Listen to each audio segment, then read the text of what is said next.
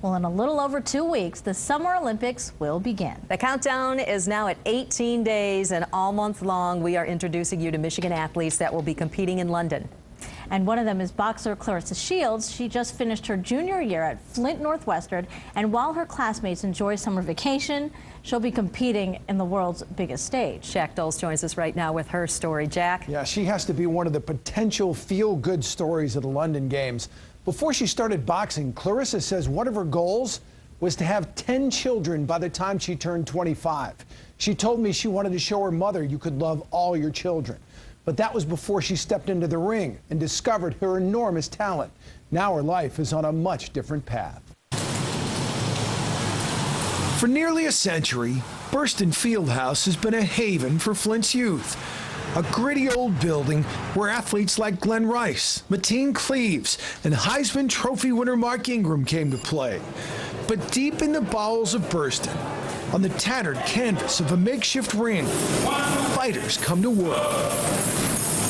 This is the gym that produced 2004 bronze medalist Andre Durrell. And now it's home to another Olympian. A 17-year-old senior-to-be at Flint Northwestern, Claressa Shields. I just started coming, and I don't know, it's like I enjoyed learning. You know, it wasn't a bad place to be at. There weren't no interferences. Like when you came down here, all the problems went away. You didn't have a lot of problems, and well, you was stress-free for just those 2 hours, and then after that you leave and you're back out there in the real world. In Flint, that can be a pretty tough place, especially for a kid like Claressa. Raised in a broken home, her father Clarence spent most of her adolescence in prison. No, I just started just to make my dad happy, you know what I mean? Because he said he wasted a whole bunch of his life, and I was like, okay, well, I'll do something. And when he told me he used to box, that's the first thing that came to my mind. If he would have said he was a professional track runner or something, I probably would have tried to do that too.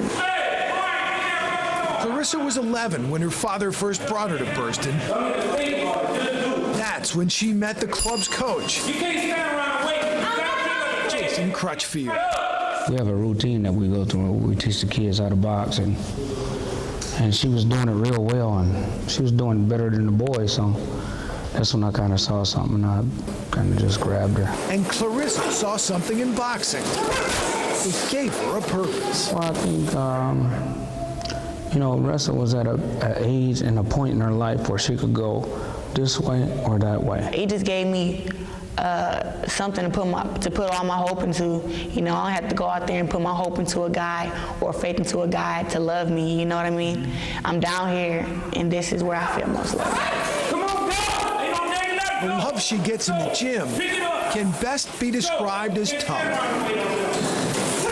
Shields and Crutchfield have been working together for 6 years, and until a recent trip to China, the only fight she'd ever lost